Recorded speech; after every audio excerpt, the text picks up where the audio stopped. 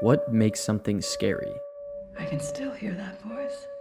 Maybe it's something sudden and unexpected. Or maybe it's the feeling of dreading something that you do expect. Capturing that feeling of imminence while keeping the audience on the edge of their seats is an accomplishment that not many films can pull off. Whether it's sound design that makes you feel an unseen presence, or visual effects that make you question if you really did see something in the corner. Challenging the medium can result in creating a feeling that the audience may have never felt before, or could even use words to describe.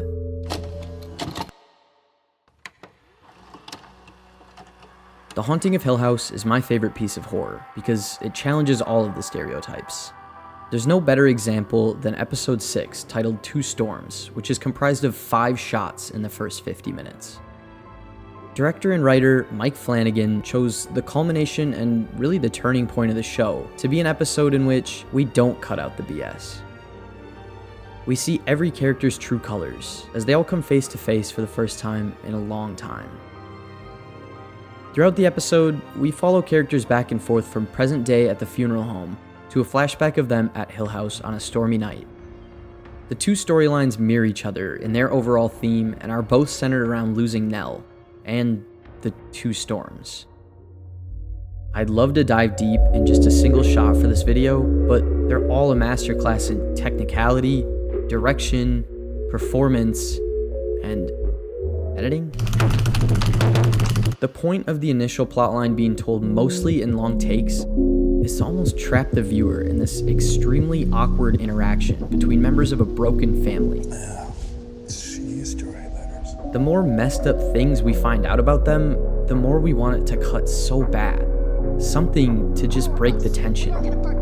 We feel like an observer, trapped in the present while the family is stuck in their past. Me at the same time and called me a bitch. It isn't until around the 15-minute mark that we get our first cut, after the father walks into a completely different setting, the family's old house. I'm sure we can all remember how scary storms could be when we were young. It was chaotic, unpredictable, and terrifying. Everything this plotline embodies. The long shot gives us a glimpse into how each character reacts to the stress individually, while also showing the impact they have on the group during the storm. And then all of a sudden, Nell, the twin sister of Luke, goes missing. Where's your sister?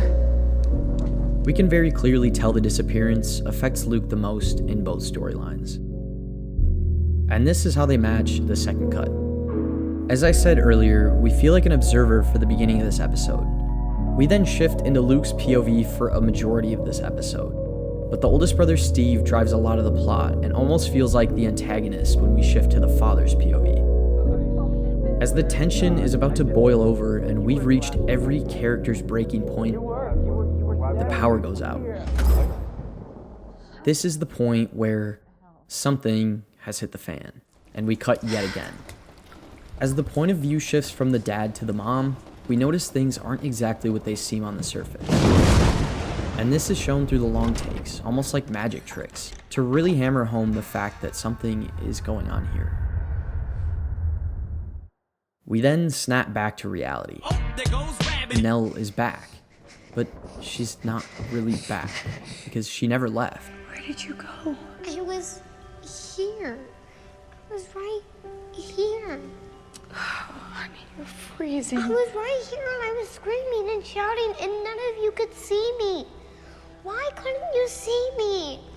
It's okay, baby. I waved and jumped and screamed and you didn't even look. After the tension is finally broken, everything goes back to normal.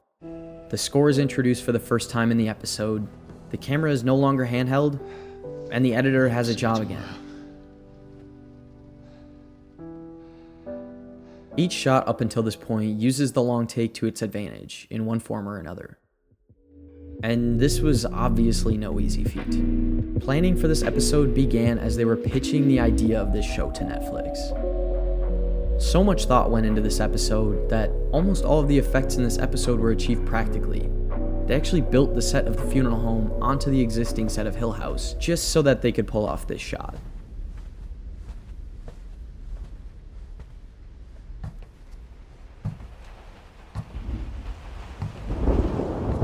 Each lightning strike was controlled by gaffers and had to be timed perfectly to the actors' performances. The water from the storm was also something they did for real, and ended up flooding the set during rehearsals. And speaking of rehearsals, they shut down production for an entire month just to rehearse the choreography, run through the script over and over and over and over again, like one big dance, so that when it was time to shoot for real, there wouldn't be any mistakes. You don't think about these little details until you watch footage behind the scenes, where grips are moving chairs out of the way, actors are blocking for where the camera is about to show, or gaffers are constantly shifting the beauty light for each subject in the frame. For each person to learn this and get it 100% right for each shot in this episode is like capturing lightning in a bottle. But you only need to get it right once. And the payoff is incredible. I thought they took you. I'll never let you go again. Never again. I promise. I was right here. I didn't go anywhere. I was right here.